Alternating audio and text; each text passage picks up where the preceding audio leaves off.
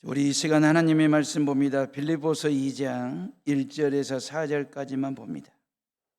우리 가정에서 예배 드리시는 분들도 지금 독일에 일본에도 교인들이 지금 출타 중에 있는데 말씀 보겠습니다.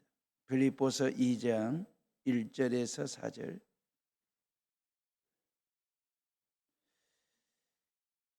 찾았으면 저랑 같이 1절부터 4절을 읽습니다. 그러므로 그리스도 안에 무슨 권면이나 사랑의 무슨 위로나 성령의 무슨 교제나 긍휼이나 자비가 있거든 마음을 같이하여 같은 사랑을 가지고 뜻을 합하여 한 마음을 품어 아무 일에든지 다툼이나 허용으로 하지 말고 오직 겸손한 마음으로 각각 자기보다 남을 낫게 여기고 각각 자기 일을 돌볼 뿐더러 또한 각각 다른 사람들의 일을 돌보아 나의 기쁨을 충만하게 하라. 아멘. 예. 나의 기쁨을 충만하게 하라. 이 말이 세번역 성경에는 내 기쁨이 충만하기를 원합니다. 그 뜻이거든요. 사도 바울의 바람이 뭐냐면 예수 안에 그 말입니다. 바울의 기쁨이 충만하게. 이 말은 나로 하여금 주님을 기쁘시게 하는 그러한 삶을 살고 싶습니다. 그런 뜻이거든요. 그런 고백이에요. 그런 바람이 바울에게 있었습니다. 바울 나 때문에 예수님이 기뻐하시는 삶을 살았으면 좋겠다. 그게 주님을 기쁘시게 하는 나의 삶이 되고 내 신앙이 됐으면 좋겠다. 그런 뜻이거든요. 새학년 새학기를 맞이하는 학생들이 선생님에게 기쁨이 된다면 이 얼마나 서로 간에 존중이 여기는 사제지간이 되겠습니까? 건강한 학교 만들기, 바로 여기서부터 출발하는 것이거든요. 대한민국의 100년 대계를 책임질 학교 말입니다. 학생들 말입니다. 우리의 다음 세대들을 가르치는 이 귀한 일에 선생님과 학부형들과 학생들이 그 말입니다. 대한민국의 100년 대계를 위해서 건강한 학교 만드는 것은 너무너무 중요한 일인데 그 일은 선생님을 존중히 여기는 마음으로부터 시작이 됩니다. 목사는 교인들에게 기쁨이 돼야 돼요. 교인들은 목사에게 기쁨을 주는, 그러니까 제 목회가 여러분들의 신앙생활에 기쁨이 되게 하고 여러분들의 신앙생활이 제 목회에 기쁨이 된다면 그건 건강한 교회 만들기의 출발점이 되지 않겠습니까? 자녀들은 설 명절 때만이 아니고 1년 365일 동안 내내 부모님들의 기쁨이 되면, 부모님들에게 기쁨을 주는 삶을 산다고 한다면 이건 행복한 가정 만들기가 되는 거지 않습니까? 근데 반대로 그 말이 기쁨이 아니라 근심이 된다면 그 말. 제자들이 선생님의 근심이 돼요. 아이들이 자녀들이 부모의 근심이 된다. 교인들과 목사가 하나님 아버지의 근심이 된다. 이건 아픈 이야기잖아요. 아쉬운 이야기가 되는 거지 않습니까? 이것은 아쉬움을 넘어 심각한 문제가 될 수도 있습니다. 서로에게 상처가 되고 아픔이 되고 짐이 되기 때문에 그렇습니다. 아쉽지요. 요즘 제일 핫한 말이 뭔 말이냐면 아쉽습니다. 요 5글자이거든요. 아쉽죠. 3글자 말입니다. 대통령께서 저의 아내가 300만 원짜리 명품백을 매정하게 박절하게 못 끊어서 아쉬웠다라고 말씀하시는 그 대목이 얼마나 아쉬웠는지 그 말입니다. 국민들이 듣고 싶은 말을 하셔야 되는데 국민에게 들으라, 들으시오, 들려주고 싶은 말만 100분 동안 하시니 그 시간이 얼마나 아쉬웠는지 그 말입니다. 국민에게 솔직하게 사과를 드려야 할 대통령이 되려 정치 공작이라고 하면서 아쉬워하니 진짜 아쉬운 사람은 대통령이 아니고 국민이었습니다. 4월 10일 날 국회의원을 뽑는 날입니다. 지역 유권자들을 아쉽게 한다든지 또한 지역 일을 하는 데 있어서 아쉬움을 줄 국회의원을 뽑아서는 안 됩니다. 지역 일꾼들마저도 300명 국회의원들이 아쉬운 사람들을 뽑아 놓으면 일을 아쉽게 해요. 아쉽게 하다 보면 우리는 임기 4년 동안 아쉬운 일들과 아쉬운 사람들을 보게 되는 고생을 하게 됩니다. 아쉬운입니까? 쉬워입니까? 국민 섬기는 일이 쉬워. 국민에게 사과하는 게 쉬워. 지역민들을 위해서 지역일, 여수 발전을 위해서 일하는 것이 아쉬워가 아니라 쉬워. 이런 사람, 이런 일꾼들을 세우는 것이 서로에게 기쁨이 되고 서로에게 감사가 되는 거죠. 그냥 국민 섬기는 것이, 지역 일을 하는 것이 아쉽게 일을 한다면 이건 근심이 되는 거잖아요. 근데 모든 일에 쉬워. 너무너무 쉬워. 그 하게 될 때 서로에게 기쁨이 되고 감사가 되는 것처럼 그 말입니다. 우리 예수님은요, 우리를 한 번도 아쉽게 한 적이 없습니다. 만약에 하나님의 아들 되신 예수 그리스도, 그분이 이 땅에 메시아로 그리스도로 오는 것을 아쉬워하셨다면 우리가 얼마나 아쉽겠습니까? 우리는 죄 사함 받을 길이 없고 하나님의 자녀가 될 방법이 없고 구원받을 루트가 없어요. 근데 예수님은 십자가에 못 박혀 죽는 일이 결코 쉬운 일이 아니거든요. 근데 아쉬워하셨어요. 이게 하나님의 뜻이라는 것, 아버지의 뜻이라는 걸 아시고 난 후에는 그 말입니다. 십자가에 못 박혀 죽고 3일 만에 부활하는 일을 아주 쉽게 아쉬워 하시면서 기쁨으로 즐겁게 사명으로 하나님의 뜻으로 알고 십자가 지고 3일 만에 부활하시는 일들을 하셨거든요. 십자가에 못 박혀 죽는 일이 결코 쉽지 않은 일임에도 불구하고 이거 정말 쉽게 하셨기에 저와 여러분들이 예수 그리스도를 믿는 일도 어려운 일이 아닙니다. 아주 쉬운 일이 됐습니다. 하나님의 자녀 되는 일이 쉽습니다. 구원받는 일들이 쉽습니다. 예수 믿고 천국 가는 것이 아주 쉽습니다. 왜? 우리 예수님이 너무너무 쉽게 저와 여러분들의 죄 문제를 해결하시고 구원의 길을 내셨기 때문에 그렇습니다. 부모와 자식, 스승과 제자 그 말입니다. 하나님과 성도들 간에 서로에게 기쁨이 되어야지 근심이 되면 안 된다 그 말이에요. 서로에게 기쁨이 되어야 힘이 되고 사랑이 되고 감사가 되는 것이거든요. 어떻게 하면 서로에게 기쁨이 될까? 1절 말씀 봐보세요. 다 같이 1절 읽어봅니다. 시작. 그러므로 그리스도 안에 무슨 권면이나 사랑에 무슨 위로나 성령의 무슨 교제나 긍휼이나 자비가 있거든 그랬어요. 이건 인간관계를 얘기하는 거예요. 대인관계 말입니다. 성도들 간에, 부모와 자식 간에, 이웃 간에, 직장 동료들 간에 그 말입니다. 이러한 덕목이 있어야 된다는 거예요. 권면과 사랑의 위로와 교제와 긍휼과 자비, 이 여섯 가지는 말이에요. 자기를 위한 덕목이 아니에요. 남을 위한 그 말, 대인관계를 돈독하게 이러이러한 요소를 가지고 이러이러한 덕목을 가지고 그 말입니다. 그리스도 안에서 서로 권면하래요. 사랑의 위로를 하래요. 성령 안에서 교제하래요. 긍휼과 자비를 베풀래요. 그러면 대인관계, 인간관계가 돈독해져요. 단단해져요. 든든해져요.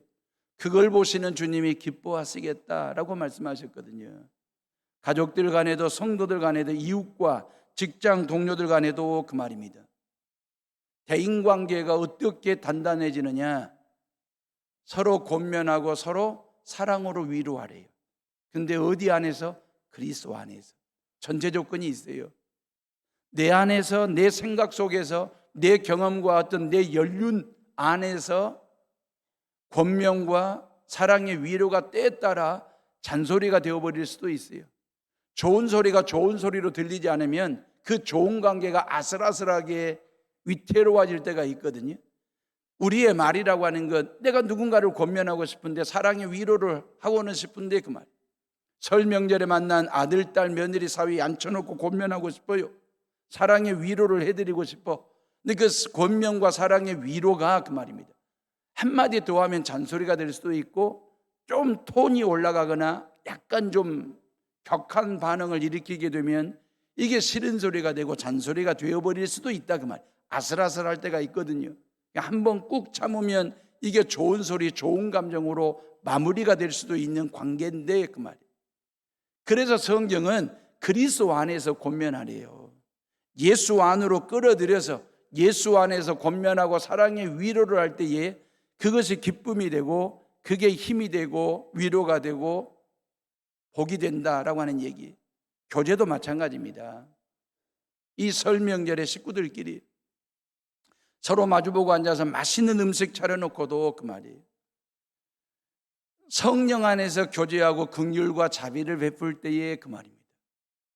서로에게 기쁨이 되고 힘이 된다.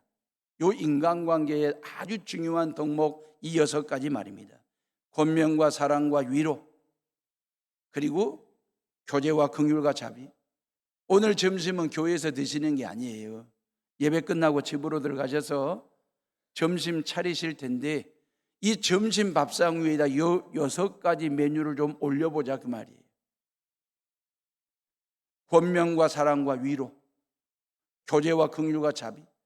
이거 밥상 위에 올려놓고 자녀들 먹여보세요. 부모님들이 먹어보세요. 얼마나 고소한지. 이건 참기름을 쳐서 비빔 비빔밥보다도 훨씬 더 영양가가 있습니다. 이 6가지 덕목, 이 6가지 메뉴를 가지고 설 이후에 그 말입니다. 모든 인간관계를 이걸로 단단하게 돈독하게 깊이 있게 든든하게 잘 결속을 이루는 그 모습을 볼 때 부모도 기쁘고 우리 아버지 하나님도 기뻐하신다라고 말씀하시고 약속하셨어요. 2절에 봐보세요. 2절을 다 같이 읽어봅니다. 시작. 마음을 같이하여 같은 사랑을 가지고 뜻을 합하여 한 마음을 품어 그랬어요. 언제 주님이 기뻐하시냐면 함께 할 때, 같이 할 때, 하나 될 때 그 말입니다. 빌립보 교회는요 참 좋은 교회였습니다.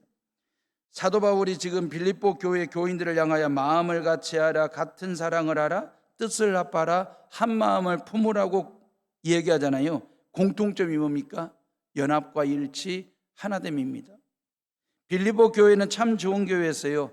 성도들 한 사람 한 사람을 면면을 이렇게 들여다보면 참 좋은 교인들이었고 신앙생활 잘하는 사람들이었거든요. 근데 연합과 일치하는 일에는 실패했던 교회입니다. 아쉽지요. 따로 국밥으로 놀았으니까. 빌립보 교회는 여성 주도형의 교회였거든요. 고로 여성스럽게 사도 바울을 지극정성으로 보좌했던, 협력했던 교회가 바로 빌립보 교회거든요. 사도 바울이 복음 전하다가 감옥살이를 하면 옥바라지를 했던 교인들이 빌립보 교회의 교인들이었습니다. 헌금을 모아서 후원도 아낌없이 했던 사람들. 그런데 교회는 암투와 갈등이 끊이지 않았던 문제투성이로 중병아리를 하고 있는 교회가 바로 빌립보 교회였거든요. 이유가 지도자들이 하나 되지 못해가지고 교회가 꼬리꼬리 아닌 상황 말입니다. 오죽했으면 사도 바울이 실명을 공개했을까요? 얼마나 마음이 아팠으면 실명을 공개하면서 하나 되라고 같은 마음을 품으라고 했을까? 빌립보서 4장 2절에 보면 내가 유오디아를 권하고 순두개를 권하노니 주 안에서 같은 마음을 품으라 그 말. 유오디아와 순두개라고 하는 이 여성 지도자들이 같은 마음을 품으라고 권면하고 실명을 공개할 정도로 너무 마음이 안타까워서 유오디아와 순두개라는 여성 지도자들 이 두 사람을 중심으로 해서 파벌이 생긴 거예요. 교회 안에 팬덤이 생긴 거예요. 그러니까 양대 산맥처럼 이 사람들을 중심으로 해서 사람들이 모이다 보니까 결국 교회는 파당을 짓기 시작했고 파벌이 생기기 시작했고 가르마를 타기 시작했고 하나님 아버지에게 이 두 여성들은 아픈 손가락이 된 사도 바울에게도 그 말입니다.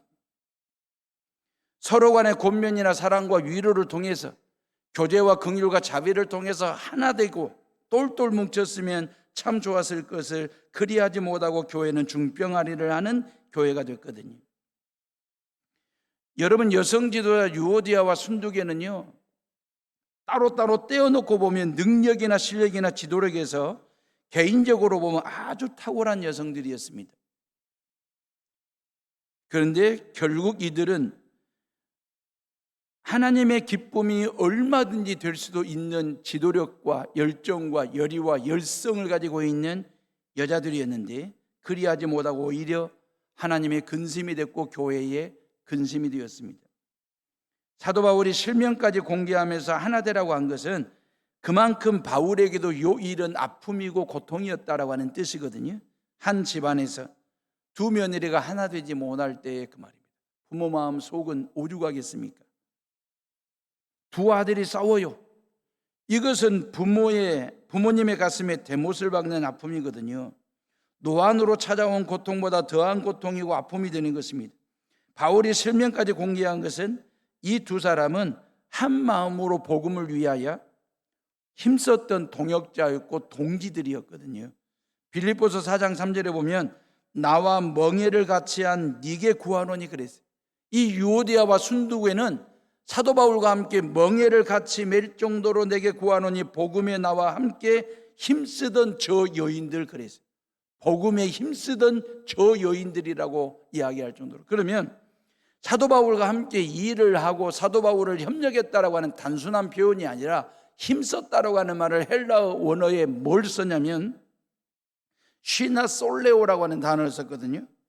쉬나 솔레오라고 하는 말은 함께라고 하는 뜻의 접두어인 쉰, 이 말과 투쟁하다라고 하는 아슬레오가 합해진 단어가 바로 쉬나 솔레오라고 하는 단어거든요.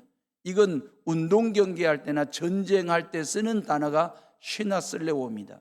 뭔 얘기냐면 전쟁할 때 양 진영의 군인들이 어깨에 어깨를 맞대고 함께 투쟁하며 싸웠던 것, 이걸 쉬나 솔레오라고 얘기하거든요. 우리 운동회 할 때마다 주 종목이 뭐였습니까? 기마전 말입니다.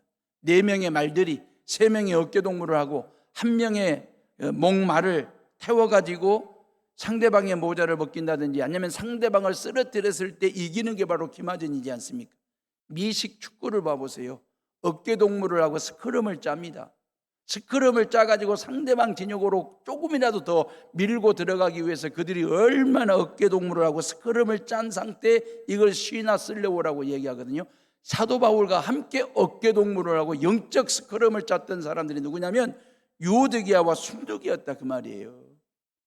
전우애를 느낄 정도로 일사각오의 정신을 가지고 주님의 몸된 빌립보 교회를 건강하게 세우고 부흥하는 교회로 만들기 위해서 사도 바울과 함께 어깨동무를 했던 이 유오디아와 순두계가 동지였던 동역자가 그 말입니다. 어느 한순간에 그 말입니다. 앙숙이 된 거예요. 원수가 된 거예요. 이 두 사람이 동역하고 동지로 살아갈 때는 눈빛만 보고도 뭔 일을 해야 되는지 서로 공감이 됐고 그 일을 다 처리했어요. 근데 지금은 눈빛도 안 주는 경쟁자가 됐고 적이 되었어요. 사사건건 서로 다른 입장에 서서 이렇게 양대 산맥을 이루고 있으니 빌립보 교회가 조용할 날이 없지요. 큰아들, 둘째 아들 간의 다툼이 팽팽해. 큰딸과 막내딸 간의 욕심이 아주 짱짱해. 큰며느리, 셋째 며느리 간의 경쟁이 불꽃이 튄다면 부모님들 속이 타들어가잖아요. 사도 바울의 심정이 지금 이런 겁니다. 동역자가 반대자가 됐고 협력자가 경쟁자가 된 거예요. 교인들을 둘로 쪼갠 아쉬운 말입니다. 지나친 열심이 교회를 두 쪽으로 쪼개놓는 것 말입니다. 유오디아와 순두계라고 하는 이름은 여기 딱 한 번 나와요. 빌립보서에 딱 한 번 나오는데 신앙의 본이 되고 교회의 기쁨이 되는 두 사람으로 성경에 기록이 되었으면 참 좋았을 건데 갈등과 충돌의 대명사로 성경에 기록이 됐으니 얼마나 부끄러운지 아쉽잖아요. 사랑하는 해오름의 식구들이여, 교회는 일치와 연합을 깨트리면서 해야 할 만큼 급한 일도 없고요, 중요한 일도 없습니다. 교회의 교인들 간의 하나됨과 일치, 연합은 말입니다. 그 어떤 일보다도 급한 일이고 중요한 일이다라고 하는 거죠. 하나됨과 함께함이 얼마나 중요한지 그 말. 가정과 교회, 성도와 가족 말입니다. 갖는 공통점이 뭡니까? 하나 되어야 잘 된다는 거 하는 것입니다. 하나 되는 건 말입니다. 가정이 하나 되지 못하면 그 말입니다. 교회가 하나 되지 못하면 그 말입니다. 지옥만도 못한 가정생활이 될 수 있고 교회로 망가질 수도 있습니다. 그래서 가족 간에 하나가 되어야 가정 안에서 천국을 맛볼 수 있고 교회가 교인들이 하나가 되고 연합 일치를 이루어야만이 그 교회를 통해서 교인들이 천국을 맛보는 일들 말입니다. 김밥은 천국이 아니어도 먹는데 아무런 지장이 없습니다. 그런데 교회가 천국 같지 않으면 다니기 힘들어요. 교회가 천국 같아야 하거든요. 교회 천국. 이렇게 네 글자가 똑 떨어지게 딱 부러지게 그런 이미지화된 지역사회에서 말입니다. 교회는 천국이야. 천국은 꼭 교회일 것 같아. 라고 하는 그런 느낌, 그런 이미지, 그런 영향력을 교회들마다 전국에 있는 교회들이 그런 선한 영향력을 끼쳐준다면 얼마나 하나님이 기뻐하시겠어요. 교회 천국, 천국교회 똑 떨어지는 사자성어처럼 말입니다. 그런데 전국교회가 교회 천국이라는 이미지를 만들어내지를 못했어요. 지역 안에서, 동네 안에서 그 말입니다. 그러다 보니 전국에 김밥 천국이 만들어진 거예요. 김밥 천국. 김밥 천국이 문전성시를 이루는 김밥집이 천국을 선점했습니다. 우리라도 천국 만들어줄게. 김밥집에서. 이 얼마나 아쉬운 일인지 그 말입니다. 사랑하는 에오름의 식구들이요, 그리고 설 맞이해서 고향교회를 찾아온 우리 성도님들, 자녀들 말입니다. 학생들이 함께하고 하나 될 때 선생님의 기쁨이 되고 학교의 기쁨이 되잖아요. 목사와 성도들이 마음을 같이하고 같은 사랑을 가지고 한 마음을 품을 때에 주님은 기뻐하십니다. 설날에 찾아온 사남매 10명의 손주들이 잘 먹고 잘 놀고 잘 자고 잘 지내다가 가면 그건 부모에게 이루 말로 닿을 수 없는 기쁨이고 재미예요. 키운 보람, 먹인 보람, 가르친 보람, 시집 보내고 장가 보낸 보람, 그 자녀들을 통해서 손주 본 보람 말입니다. 뭐 자녀들이 죽어가는 10만 원, 30만 원 용돈보다 더 중요한 게 뭐겠습니까? 모든 자녀들과 손주들이 그 말이에요. 제가 오늘 일부 예배 때 놀랬던 게 뭔지 아십니까? 일부 예배 때 아주 어린 꼬맹이 둘이 엄마 아빠랑 같이, 우리 교인들도 아니에요. 우리 교인 자녀들도 아니에요. 이제 서울로 올라가는 길에 그 말이에요. 예배를 드리고 싶어서 6시 반 예배에 어떻게 알고 오셨냐 하니까 인터넷 검색해서 해오른 교회가 6시 반 일부 예배가 있다는 걸 알고 애기들 꼬맹이들 둘 데리고 와서 부모들이 예배를 드리고 가더라고요. 그 녀석들이 너무 이뻤어요. 유치원생하고 초등학생인데. 그 시간에 애들 재우고 엄마 아빠만 나와서 예배 드리는 게 거의 지극히 그게 정상인 것처럼 보여집니다. 근데 그 가정은 말이에요. 이름도 없고 일면식도 없는 교인들이 서울 가는 길에 아이들에게 주일 예배를 드릴 수 있도록 주일 성수하는 것을 가르치고 싶어서 그 꼬맹이들을 깨워서 또 그 아이들은 일어나서 엄마 아빠 따라와서 전혀 알지도 못하는 해오른 교회 중예배실에 와서 6시 반 예배를 드리고 떠나가는 그 아이들 말입니다. 그게 부모에게 얼마나 큰 기쁨이겠습니까? 지금 여러분들 옆에 손주들 앉혀놓고 예배 드리시는 할머니 할아버지들 지금 계시잖아요. 그 모습이 얼마나 보기 좋고 부러운지. 저도 그러고 싶었는데 여천제 일로 가가지고. 설날은 설설 기는 날이 아니라 설레임이 있는 그날 말입니다. 그죠?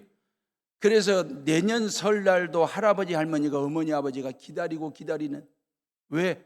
우리 아들 딸 며느리 사위들 손주들 와서 1박을 하든 2박을 하든 세 끼를 먹든 6끼니를 먹고 가든 정말 애들과 자녀들과 손주들이 재미있게 놀다가 잘 지내다가 잘 먹다가 잘 자다가 잘 놀다가 떠나가는, 그리고 예수 잘 믿는 그 모습 보는 것이 부모에겐 더할 나위 없는 기쁨 말입니다.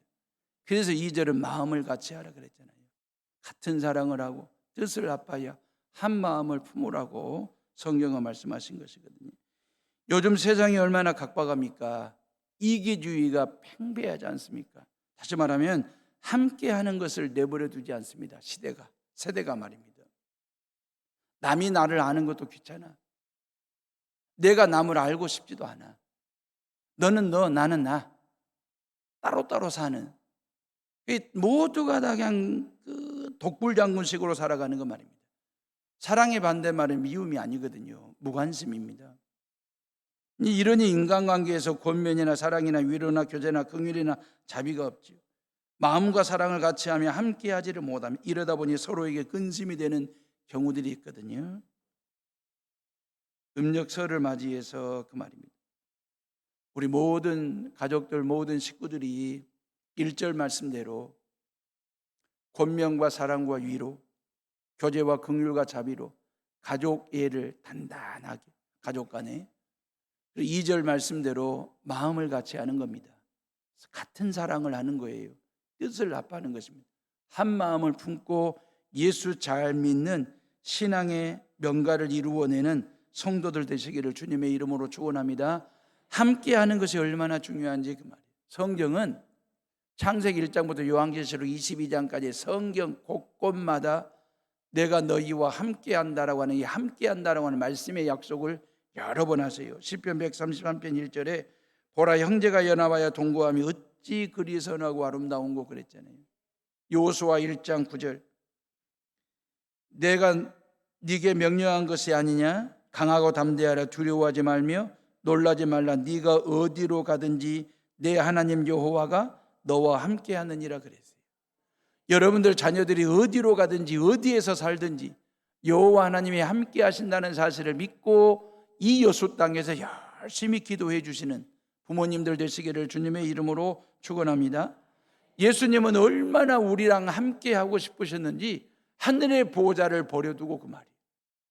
인간의 몸을 입고 친히 인간이 되셔서 우리 가운데 오시려고 우리와 함께 하시려고 유대 땅 베들레헴 마구간에 나신 그 예수, 그 아들 예수의 이름을 임마누엘이라고 하나님 아버지가 이름까지 지어서 보냈잖아요. 마태복음 1장 23절에 보라 처녀가 잉태하여 아들을 낳을 것이요 그의 이름은 임마누엘이라 하리라 하셨으니 이를 번역한즉 하나님이 우리와 함께 계시다 그랬어요. 임마누엘 되신 하나님이 우리와 함께 하심을 믿으시고 또 올 한 해 힘차게 재미있게 주님의 손이 나를 붙들어 주신다라고 하는 조금 전에 들었던 찬송 가사대로 그 믿음 갖고 살아가는 저와 여러분들 되시기를 주님의 이름으로 축원합니다. 비행기 한 대가 만들어지려면 수십만 개의 부속이 모아져서 F-15기 전투기는 23만 개의 부품과 부속이 모아져 가지고 전투기 한 대가 만들어진대요. 그러니까 수십만 개의 부품과 부속이 각자에게 주어진 자리에서 자기 역할을 하는 거죠. 자기 기능을 하는 거죠. 자기 힘, 자기 책임을 다하는 거죠. 그래서 수십만 개의 부품과 부속이 다 같이 움직이는 거죠. 다 같이 힘을 쓸 때 비행기가 땅을 차고 딱 뜨면서 이륙을 하는 것이고 창공을 나르는 것이고 때가 되면 바닥 땅에 내려앉기 위해서 착륙을 준비하는 것. 이유는 뭘까요? 모든 부속들이 그 말입니다. 각자에게 주어진 역할과 책임과 사명과 힘을 같이 힘을 쓰고 같이 움직이다 보니까 자동차는 한 2만 개 정도의 부품으로 만들어진 움직이는 차 아닙니까? 2만 개의 부속이 그 말입니다. 같이 움직여요. 같이 힘을 써요. 만약에 2만 개 부속 중에 하나라도 미스가 나거나 하나라도 에러가 생기면 그 차는 스톱합니다. 멈추게 되어 있습니다. 그럼 고철덩어리가 되는 것입니다. 마찬가지로 우리 몸이라고 하는 것은 부품으로 따진다면 도대체 몇 가지의 부품이 있을까요? 수만 가지, 수백 가지, 수천 가지의 부품으로 만들어진 우리 몸이라고 하는 것은 생물학적인 것이니까 놔두고라도 중요한 것은 우리의 몸 말입니다. 아니, 우리의 마음 말입니다. 우리의 영이라고 하는 것은 성경이 다른 말 하지 않습니다. 하나 되라는 것입니다. 마음이 하나가 될 때 그 말입니다. 영이 하나가 될 때 그 말입니다. 해오름이라고 하는 신앙 공동체는 단단한 교회가 됩니다. 든든한 교회가 됩니다. 연합과 일치의 하나됨을 만들어내는 교회가 되게 될 줄로 믿습니다. 그리할 때 기쁨의 신앙 공동체가 되는 것이거든요. 온 성도들이 다 같이 기도하고 온 성도들이 다 같이 한마음 한뜻 되어 하나님을 예배할 때에 그 예배를 받으시는 하나님이 기뻐하신다라고 하는 거죠. 또 하나 3절 말씀 봐보세요. 다 같이 읽어봅니다. 시작. 아무 일에든지 다툼이나 허용으로 하지 말고 오직 겸손한 마음으로 각각 자기보다 남을 낮게 여기고 그랬어요. 다른 사람을 높여드리라는 거지요. 그리할 때 주님이 기뻐하시겠다 그랬어요. 인간관계는 남을 나보다 높일 때 기쁨이 되고 힘이 됩니다. 그런데 남을 나보다 낮게 내리면 근심이 되고 화가 되는 것이거든요. 그러면 다툼이 되고 허용이 된다. 3절에 그랬잖아요. 무슨 일이든지 다툼이나 허용으로 하지 말래요. 다툼은 경쟁심이죠. 허용은 명예심이죠.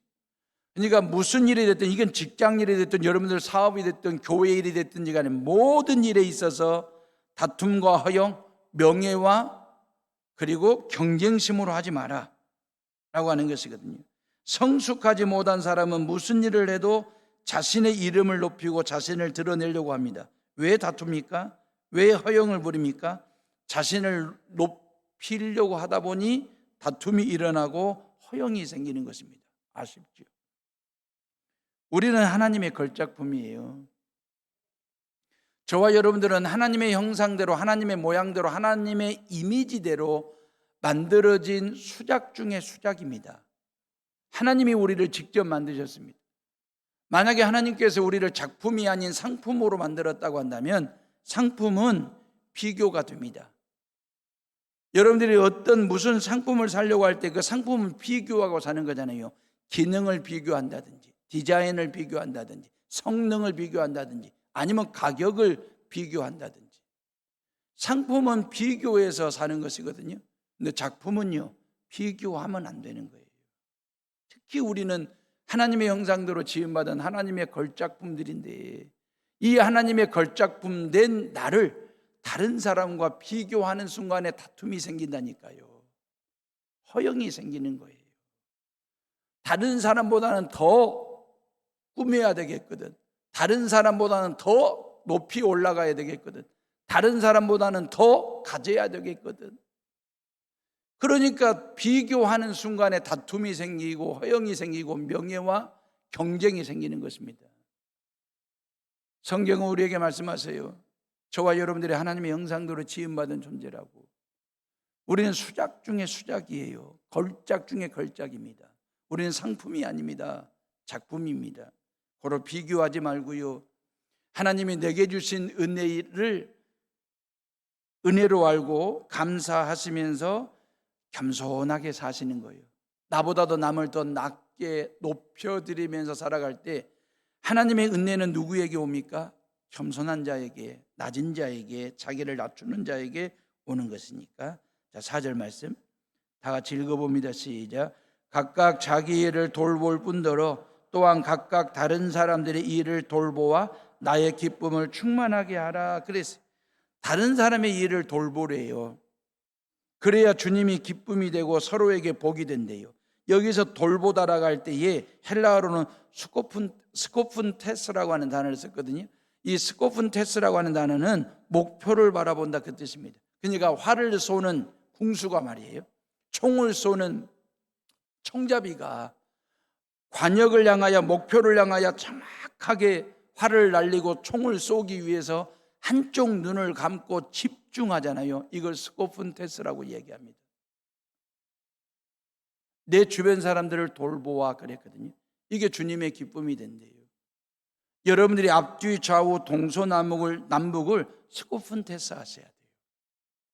한쪽 눈을 감고 집중해서 나의 도움을 필요로 하는 사람이 있는지. 그 도움이라고 하는 것이 물질일 수도 있습니다.